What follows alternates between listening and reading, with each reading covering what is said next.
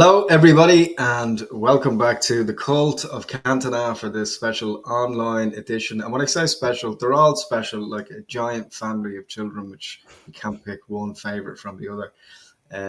My name is Paul Butler Lennox, and I'm joined today. I'm joined today by Mr. Jamie Griffen. Jamie, hello. Hi, Paul. How are things? Good, mate. Good.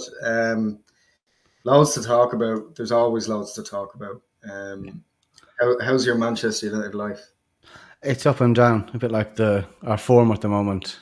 It's only 5 games in to the Premier League and 2 wins, 2 losses, 1 draw. Yeah, look, the thing about it is that, as with all kind of football channels and even football journalists and stuff, a lot of it seems to be kind of leaning towards the negative, particularly around United. Football fans, football journalists are only really happy when they're moaning and complaining about stuff.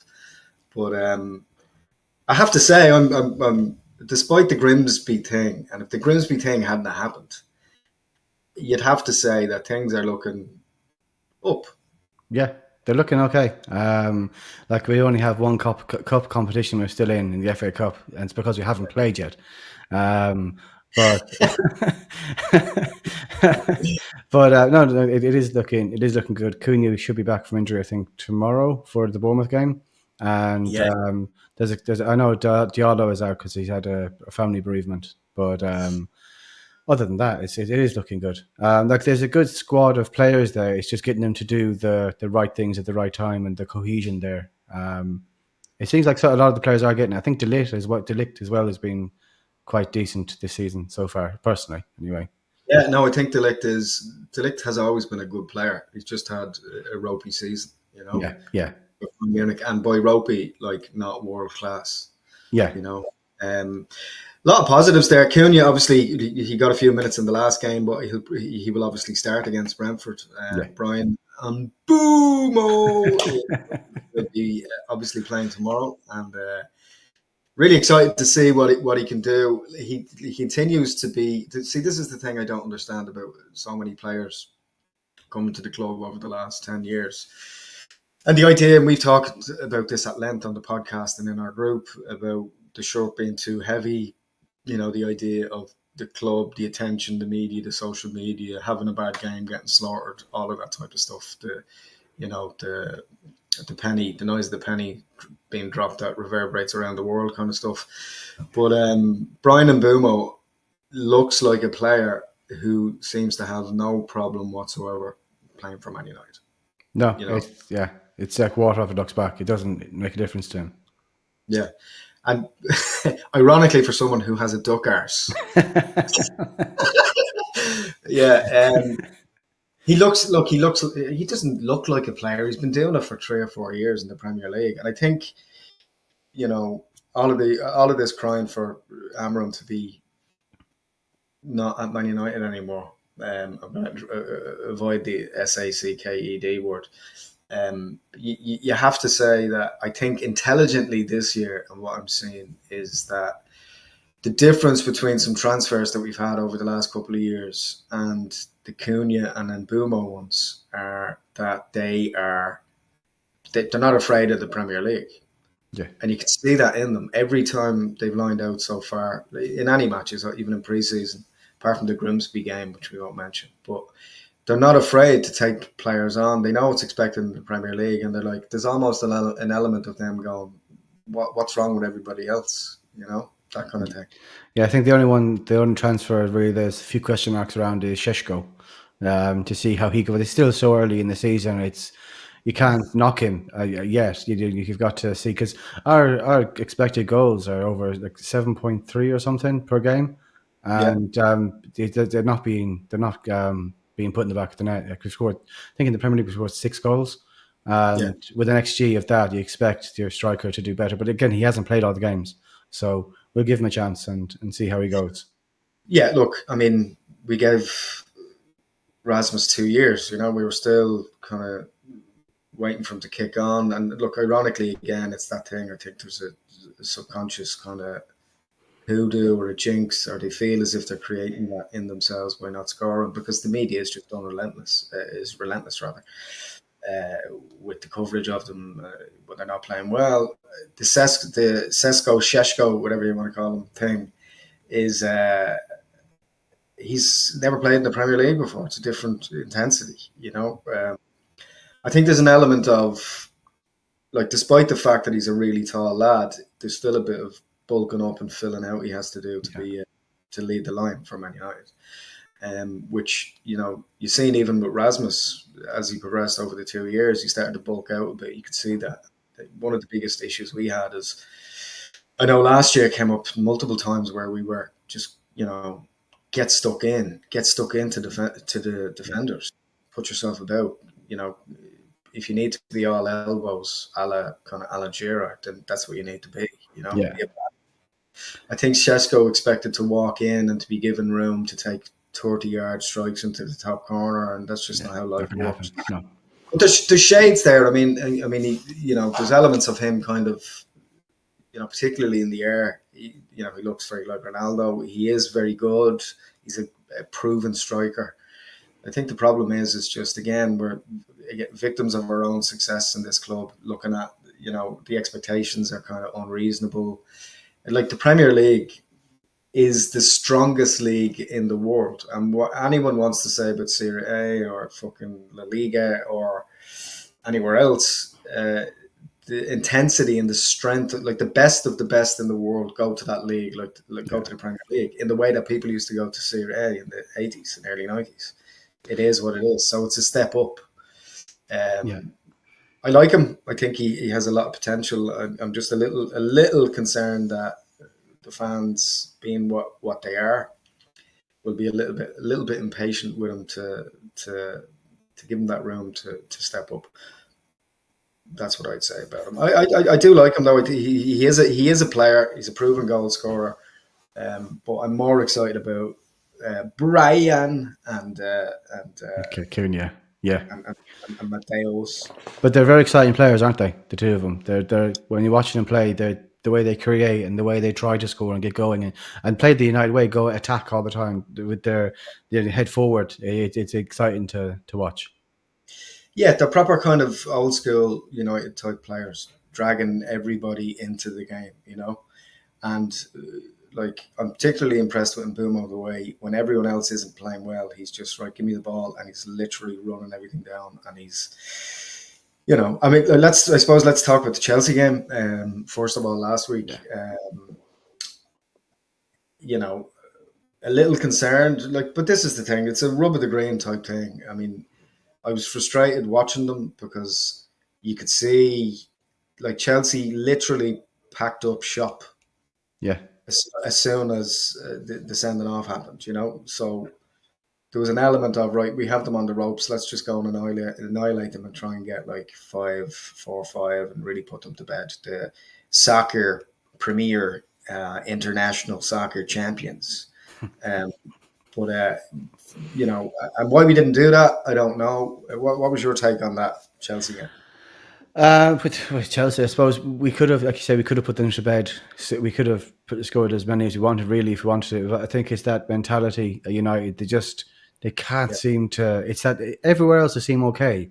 It's when it goes to putting the ball in the back of the net, it's like it's alien to a lot of them.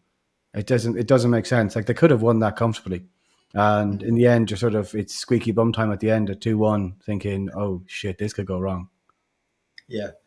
You'd wonder, like, I'd love to be a fly on the wall in training, and I don't mean the open training sessions. I'd like to know, I'd like to see how they're performing against each other. I'd like to know because apparently it's like, well, they're doing it in training week in, week out.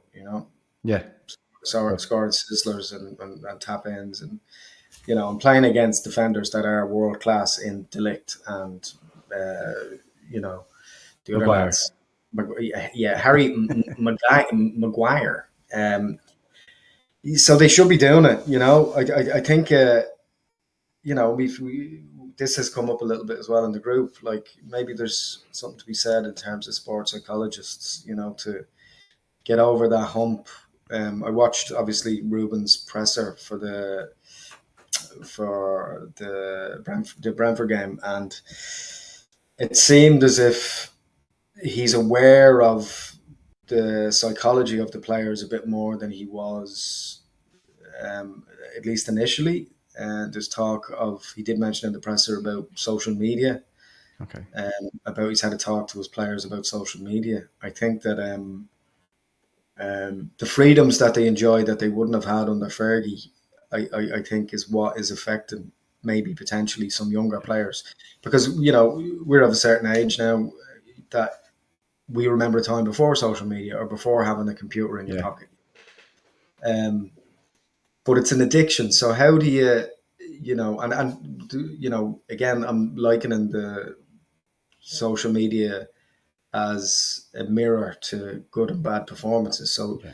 they're jumping on social media and watching stuff and reading Yeah. articles clearly about when they're playing well or things are going well. But as we all know, we forget the good commentary and the praise.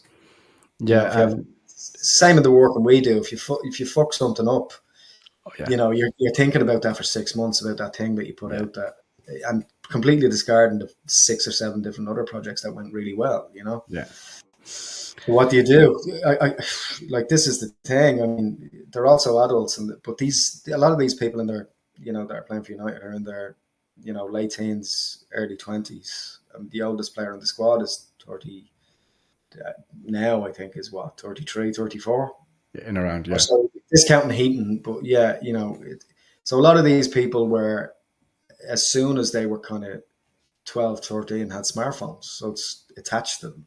Yeah. So how can you have a smartphone in your pocket and not, I and use it.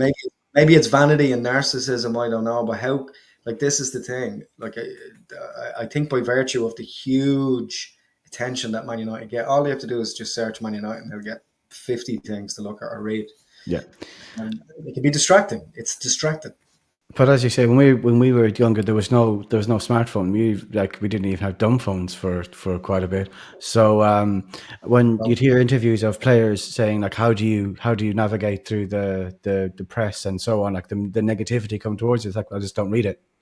Whereas, as you're saying, the smartphone is in their pocket. They have social accounts, and I know they have people running the social accounts for them, but they are looking in. And when it comes to a club the size of Man United, there are people who are willing and waiting for something to ever so slightly go wrong, just to scald a player for like a bad pass or a bad shot or something silly. And I suppose I think they need to be, so when it comes to psychology, a bit stronger and let's ignore it, and even just don't look for it.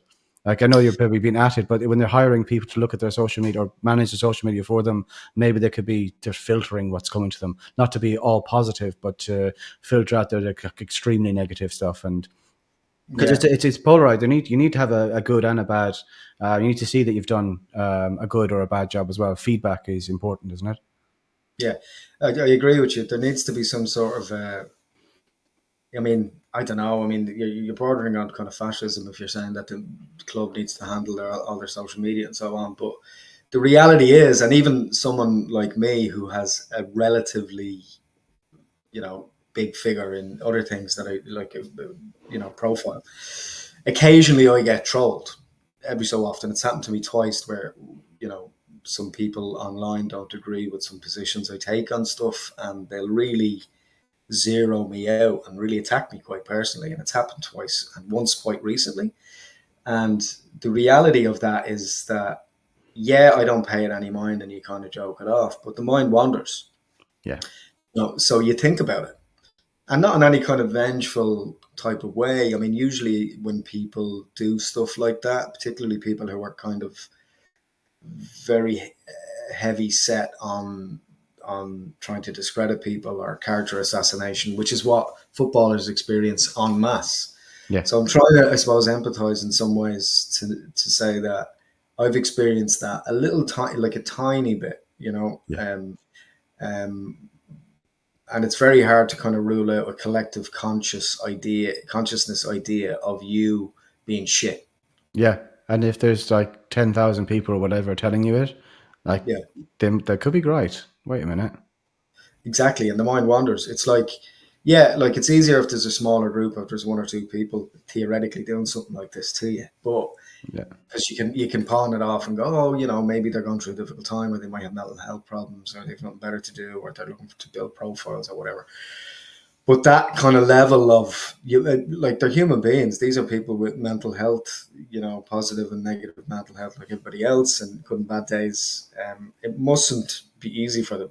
And that school of thought. Look, they're on X amount of thousands a week, and they should be able to cope with everything. These are some of them are kids, like kids. Yeah, Excuse me. So, and all they know, like again, with what we know with attention spans and stuff as well, they can be like a lot of them, I'd say, can't sit still. So like, and they have all this money and all this free time. So what are they going to do? Of course, they're going to be on their phones. Of of course, course they're going there. to be Yeah, Google. of course there. But anyway, and as well as that, as well, you also have like from the player's perspective as well, like people like Garnacho's brother. You know, uh, you're going to have family of these players telling them what's going on. Yeah, And the closest of people to these players, of course, are going to tell them that this journalist is completely on your case and blah blah blah. And you can be the strongest willed person in the whole world, but after a while, you're going to go, I'm going to have a little snoop around and see what this fucker's at. You know. yeah, So I do agree with them to some degree, but it seems to be players that have less interest in all of that seem to thrive better at United. I mean, you look at Mbeumo, he doesn't look like Mbeumo said that. I was watching an interview with him recently. Mbeumo, sorry, and Mbeumo. We landed on Mbeumo, didn't we? yeah.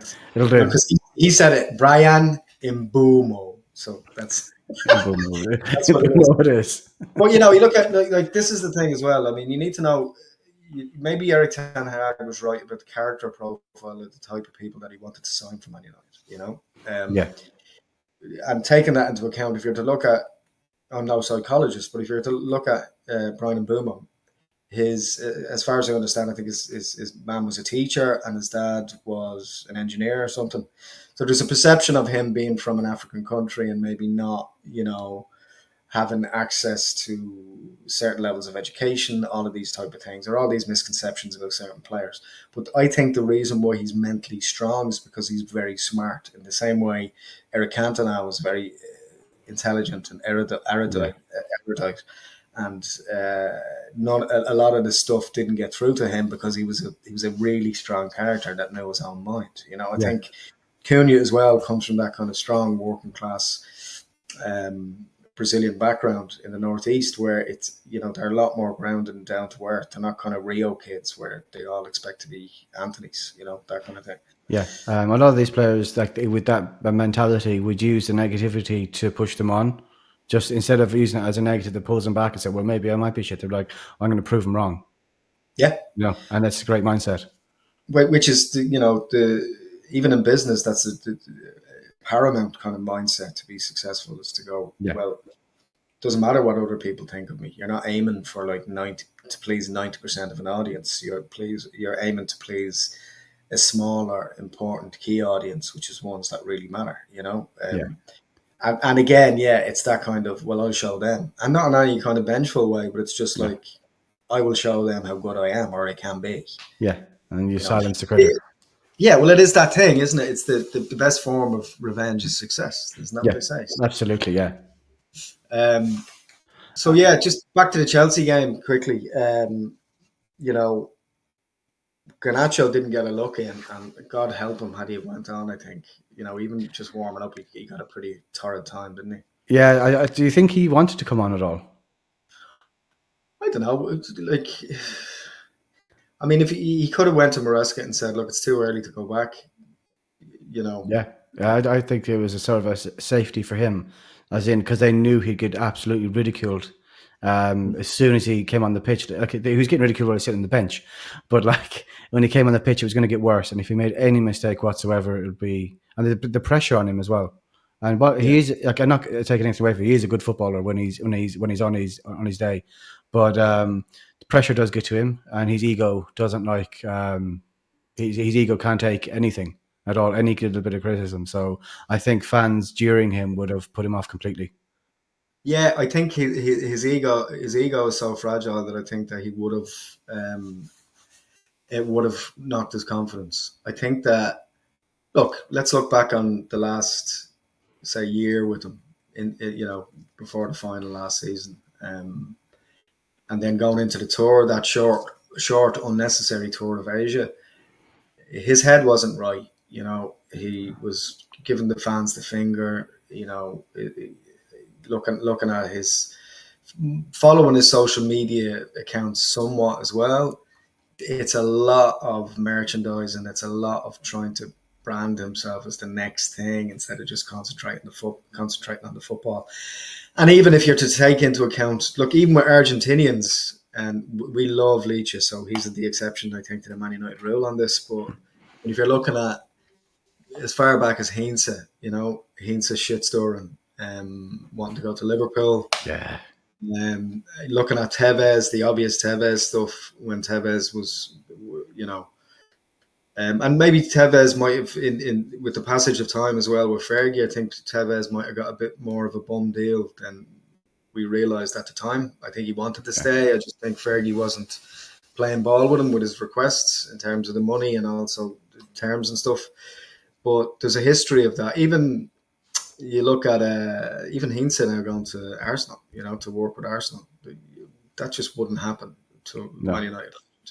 So that kind of mercenary idea, although I didn't expect that with Garnacho, because obviously he came through the academy. He was there's rumours that he has a Man United tattoo.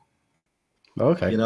So it doesn't really make sense to me. And I think that, I'm trying not to be cynical here, but I don't think that he would have put out the post about how that, grateful Man United fans appreciation post had we have not been playing Chelsea literally a week, 10 days later, Yeah. It did smack of insincerity, Yeah, he was a player that started, when he first came on the scene, he was brilliant. But then he started to, it seemed like he was starting to believe the hype around him, and it just went to his head. And when it went to his head, it was like, but last season I did think like he was one of our better players when he was on form. Yeah, but like totally. I said, when it goes to his head, it went to his head, and his ego takes over, and he doesn't play as well as he should play. I think in his head he's playing better than he actually is. Yeah, I think, and it's sad, this as wonderful as a moment as it was, but I think that overhead destroyed his Man United career. Yeah, potentially. Yeah, that's not a bad shout. Because if you're to look at it as an isolated kind of moment of brilliance, I mean, there was always something a bit off. I always like the whole celebrating in the exact same way as Ronaldo It's a bit is weird. a bit weird. It's a bit more than hero worship. It's kind of sycophancy. He's a sycophant. Yeah. And although he can be on his day like a wonderful player, he wasn't let go from United because he's not a good footballer. Like No. Amram has said that and confirmed that numerous times. It's all about his attitude. Yeah. It's like, and this is the thing about it. I mean, to be honest with you, I think even the Argentinians don't like him. Yeah, I get that feeling. Didn't it that snaky rat prick Di Maria say something about him before as well? He was saying that they don't like him at all because he keeps, even in the Argentina camps, he keeps going on about how great Ronaldo is, and like Messi's beside him, and they're all like, "What the fuck are you doing? Like, why are you?" Yeah, Yeah, like it doesn't make sense. It's almost like it's like being a random Republican in the British Army kind of thing. yeah, You're not going to go out in front of all the troops and tell people that your granddad was in the IRA. You're no, not. Right? no, So there's a part of me, the kind of shitstormer in me, that's kind of like, well, fair play to him for having the courage of his convictions, but ultimately that's going to kill his career. yeah, Being that single-minded, unless you're kind of, and let's be really blunt about this, unless you're genius level footballer wise, you're not. You can't maintain that. Like Maradona could maintain that because literally everywhere he went, he was, incredible. yeah, And he proved it. And that's always the argument, particularly with Messi, is that, he's gone to Inter Milan and obviously he's playing well or whatever, but would he have done it in the Premier League? And could he have done it, in 3-4 different leagues over a consistent period of time? For me, the Ronaldo Messi debate, they're both incredible. I just have more direct associated memories with Ronaldo. So, yeah. he ever so slightly, particularly prime Ronaldo, shades it for me.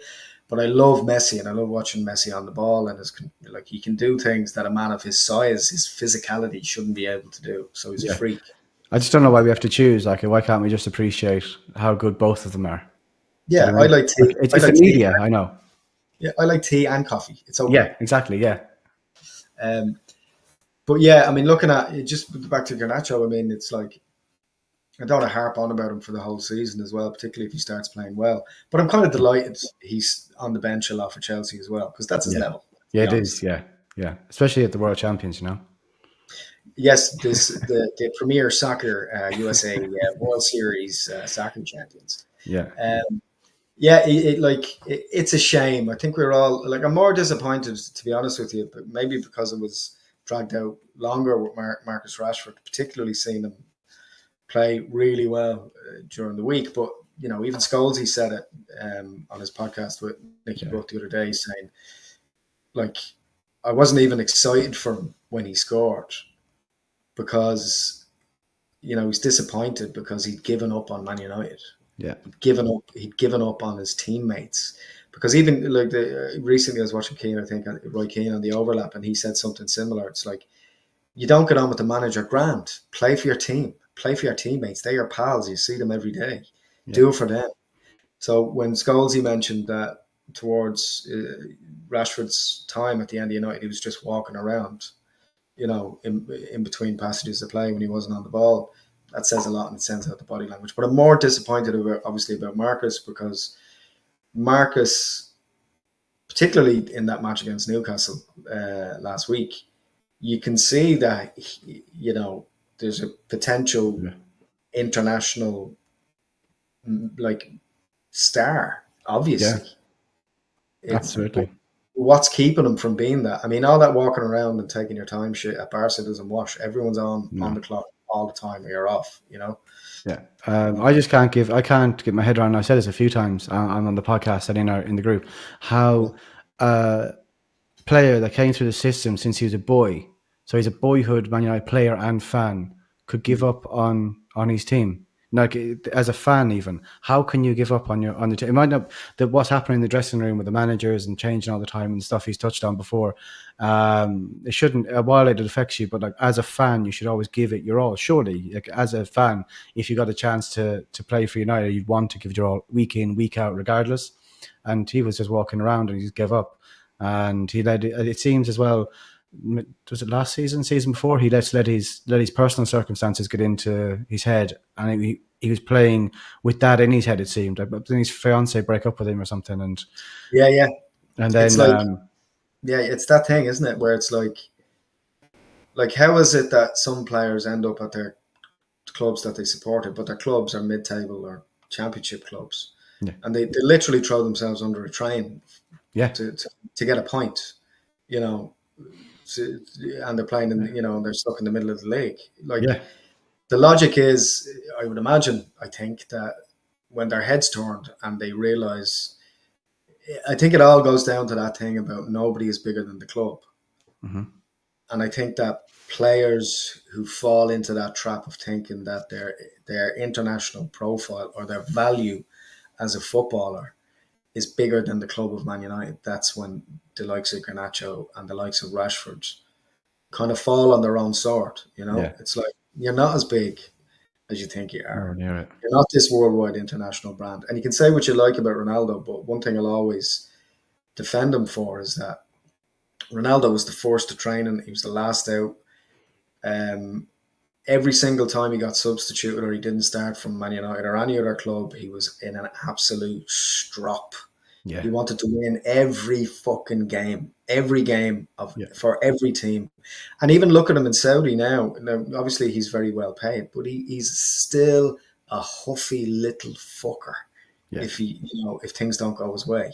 But for the team, you yeah, know, and I just feel as if there's a disconnect there with Rashford, and I think it's kind of sad, and I think and I'm not slagging off either of their families, but I just think that if there was somebody to sit them down and talk to them about how important it is to be in service of other people in your yeah, life, regardless of what money you've earned or what type of profile you've built for yourself.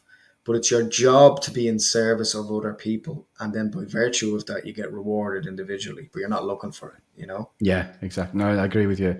Um, it just seems that they don't have that guidance. Although the club have surely have people in trying to help them out, and they have the psychologists and so on. I just don't think they have the mentality. Like even the older footballers, the likes of the Scholes, the Scholes gigs, and all those, the ones who stayed, that came through the academies and played for the club, never left.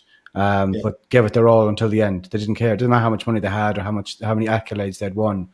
Every new season was a fresh start, and you just give it all every week, week in, week out.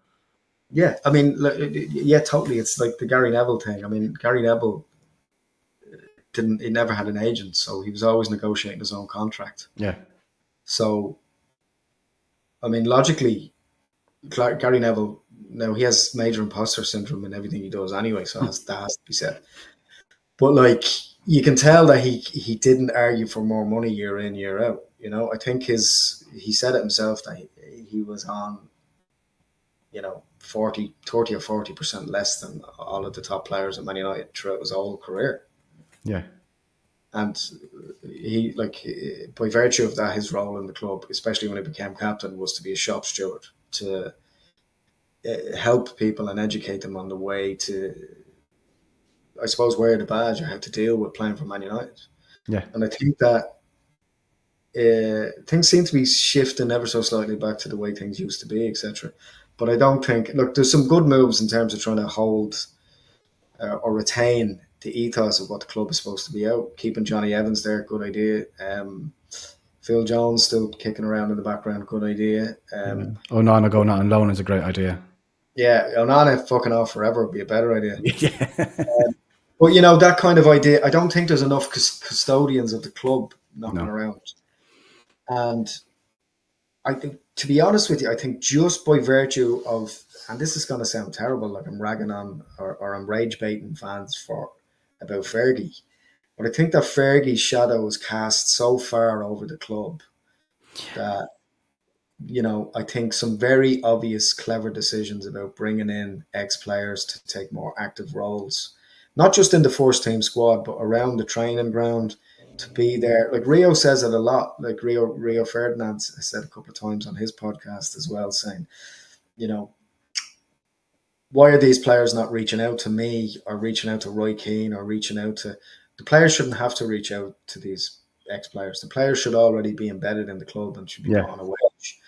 And even if there was a kind of mentor type environment where they were there and they had like an ex players union, and every couple of weeks or whatever there was like interactions or something to get them very obviously involved with the players, not to interfere. Now, obviously, I'd love to see, and I've been saying this for a long time, the idea of, despite the fact that he can be perceived as a bit of a bully and a bit, archaic, but Roy Keane, it would be, in my opinion, the best piece of business United do in the next couple of years if they bring Keane in, even to manage the reserves. yep, So you have someone who's kind of nipping that type of stuff in the bud before it reaches the first team, you know. yes, I agree. Yeah, Uh, Now putting him in straight in with the first team setup, I'm not so sure about that. He'd clash with Amram, of course. And some of the first team wouldn't like him because he's been so hypercritical of everyone. Even Luke Shaw had a panic attack last week about him. yeah, he did. Yeah, But say what you want about Keane, and he's a bit harsh, but 9 times out of 10, he's bang on. He's yeah, bang on that stuff. And critical, overly critical to a fault. I get it, but it sounds like that's exactly what Fergie was like. Like you don't hear all of the, like, obviously Keane is not lavishing praise on players week in, week out on his commentary and in his punditry, but there's a dozen stories that I've heard of Roy Keane when he was at Man United, going out of it, even before he was captain, going out of his way to look after people that work for the club in all capacities, not just the players. yeah, So I think that the shadow of Fergie and that rift, I think there's two big issues in terms of when the Glazers came in up to this point. and I think again we're victims of our own success. And hear me out on this. Fergie, with the falling out with the previous owners, created the Glazer scenario. Yeah, he And we did. got away with it for 3 or 4 years or whatever. It's longer than that. It's 5, 6, 7, 8 years. Because Fergie was still there, mopping up after all those mistakes at the start. And then his fallout with Roy Keane has also, I think, genuinely affected the potential of what Roy Keane could have been in and around the club over the Yeah. last 10, 15 years. No, I Not agree even with him. controversial, I know, but when you really look at it, I mean, it's like, I just think that United will shift in a very different direction when Fergie's not around anymore, when he's not in the stands. Like, even Ferguson himself said that when he was managing United at the start, he said that he was very heavily supported by Busby and Bobby Charlton, but he also said that he felt him there all the time. Yeah. Yeah, you're going to see them. You know they're there. They're watching. It's like when your Yeah. dad goes to see a football match when you're a kid. You're Yeah. always thinking your dad's watching you, you Yeah. know. And then Um, you try to play. I think that affected Fergie in his first couple of years at United as well. Yeah, yeah, absolutely, yeah. And I think him being there is affecting every manager's come in since, except for Moyes, actually. Besides Moyes, I think it's affected everyone. I think Moyes just did his own thing and that was it. But all the rest of them, I think they felt the pressure. Yeah. I don't know. What do you think, guys? Let us know in the comments below. What do you think about the Fergie influence? Kind of post pre up to pre Glazers and when the Glazers came in. Do you think there's anything in that? What do you feel about Roy Keane potentially having some role at the club in the future? I think that's the missing link to connect all the dots. I've been saying it for a long time. Let us know in the comments below. So Brentford. Yeah, Brentford. But if they had Thomas Frank and Mbeumo, Yeah, I'd be a bit worried. But I'm not. Like, I think we should win. We should be winning, beating them. Like we have the quality within the team to beat someone like Brentford. So I think we will. I hope we will. Oh, Jesus. yeah. The only thing I think that'll focus up against Brentford is a long throw into the box, which will be, it's the only thing they have really. Yeah. Now, look, I have to give some credit where credit's due. Like Keith Andrews, delighted to see him. Yeah. Great, delighted to see any Irish person working at that level in the Premier League. Yeah. It Especially. shows that it can happen. I'd love to see Duffer given a shot. Even with someone in the Championship and then getting back into the Premier League. I'd hate to see him fail. I just want to see United win 5-0 tomorrow. Would be amazing. Yeah. But Brentford under, it's like under Frank a completely different football club. Yeah, I heard someone referring to him as Thomas the Frank Engine recently, and but like when he was at Brentford, he was like an engine from the management position, wasn't he? He was brilliant. I always hated playing against Brentford because I knew he knew how to beat us. Yeah. But I don't think the Andrews will have the same sort of managerial qualities as Frank. Certainly not at this point in his career. So I think we'll do him in. To be frank, like. Yeah, to be frank, yeah. I think. Look, if you're clearly they're hugely missing in Mbeumo, because if you're going from someone playing, forward, right or left-sided forward, like they've had, in the last couple of seasons, and now they're relying on someone just literally throwing the ball into the box to try and get an odd goal, it doesn't bode well for the long term. No. If they stay up, I'd be delighted for them, and I hope Andrews goes on and has a lengthy career and does quite well. But yeah, it's sad, and they just didn't invest well. No. If all really. When it comes to Andrews, I think it was sort of a shame to see Martin O'Neill sort of attacking him in the media recently. I know they don't see eye to eye, but to purposely go out to say negative things about like another Irishman who's in a good position rather than just supporting him or saying nothing. It was disappointing to see. Yeah, I think this is the thing. I really like Martin O'Neill. and I really enjoy his punditry, and I liked him as Ireland manager, and he's much funnier than people give him credit for. But this eye for an eye stuff that he's doing with Keith Andrews, it just makes him look petty. Yeah, it does. It makes him look like he's not a good person, Mm-hmm. you know. Absolutely. But clearly didn't lick it from the stones. He was managed by Clough, and something. But yeah, I mean, the thing about O'Neill is that part of his shtick is that he's this really sincere, grounded, down to earth, lovely bloke who you can go out and have a drink with, and he's measured and controlled, and but it just goes to like Keith Andrews isn't responsible for Martin O'Neill losing his job. Not qualifying for that tournament is No. responsible for him losing the Yeah. job. And going after, I think going after a young man in a very highly regarded position in the Premier League, and almost ha-han him like Nelson from The Simpsons is like it's putting him in the same kind of bracket as that kind of Keane stuff with the Jonathan Walters thing. Yeah. Going after Jonathan Walters and very personally attacking people. I think to character assassinate someone like that shows that you have. I think it's just revealing what his true colours are like. Really, Yeah, it's very distasteful. Yeah, I think it's below the bar. It's unnecessary.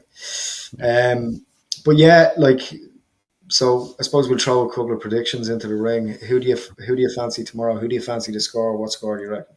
I think we'll win 3-1. A defence can be a little bit ropey, it's likely they could concede. Yeah. But yeah, 3-1. I just think Bruno will probably score, and Mbeumo hopefully, and I'd like to see Šeško score. I'd like to see Šeško score anytime for United. Yeah. Amazing. Or even get a hat trick. It'd be great. Yeah, I don't think that's what we need, and we need a lift. I think that. Yeah, that's great, by the way. But I think that I think Mbeumo and Cunha are going to put on a show tomorrow. I'm going to say United 4-0. Okay. Just because we need, it's bound to happen sooner or later where we do score a lot and things are going to kick on. So I'm going to say Cunha, Mbeumo to score, Bruno and Šeško. 4-0 with United, I'd say. What do you think, guys? If you're watching, let us know in the comments. Give us your predictions. If you're watching on Instagram, etc., throw it up in the comments or send us a little video and we can share it on our social media before kickoff or even after kickoff to embarrass you if you got it totally wrong and we lost 2-1 again. So in general, how are you feeling about kind of where we're going for the rest of the season? I think I'd love to say we'll end up in Champions League spots, but I just think until you get a really good goalkeeper, I just don't think it'll happen. Maybe finish around 8th, something like that. Hopefully play well throughout, but obviously if you're finishing 8th, you're not always going to play well. But it's the same if you look at the likes of Liverpool before they started playing well, before they got Alisson. They were sort of there. They were, yeah. Do you mean same with City? They had same with City. They had Bravo in goal, and you shoot from anywhere, you score against him. And then they brought in Edison, and their fortunes changed again. So I think at United, if we bring in a good goalkeeper again, we have the quality going forward. Then, and the defense will be more confident with a good goalkeeper behind them as well. I think we'll kick on. But yeah, this season I don't think we'll get another goalkeeper. So yeah, 8th. I think we'll end up. I'd say they need to start that new keeper. We need to see what he's like. Yeah, tomorrow's a good time for that. So I'd say when life gives you lemons, play him. Yeah, absolutely. So thanks for watching, guys. If you really enjoy the show, you can go over to buymeacoffee.com/Cult of Cantona and buy us a coffee. And if we see you out and about, go, I'm that bloke who bought you a coffee, and one of us will get you a coffee back. Equally, become a member on the show. We're going to be, over the next couple of months, year, we're going to be at least doing another event. And we're going to try to bring over some players or a player for something and have a bit of crack. So get involved. There's also some signed jerseys and stuff that we'll be giving away to members randomly, when a few more people sign up. So get involved, support the show. You can get us on at the Cult of Cantona on Instagram, TikTok.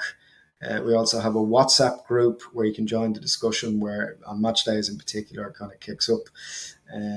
And it's all in good. It's all good humoured. It's not in bad taste. We're real football fans. We don't attack any other football fans apart from Liverpool fans. So it And truly, Leeds. and Leeds and Leeds. Uh, subscribe, follow us on Instagram, follow us on Spotify for the show as well. You can watch video on Spotify, but also on YouTube, and get involved. Tell us what you think. Get involved in the commentary, in the comments below, and enjoy the game. Glory, glory, Man United. Mr. Jamie Griffen, have yourself a nice weekend. Don't let Man United ruin it for you again. Thanks, Paul. Have a good one. All the best, guys.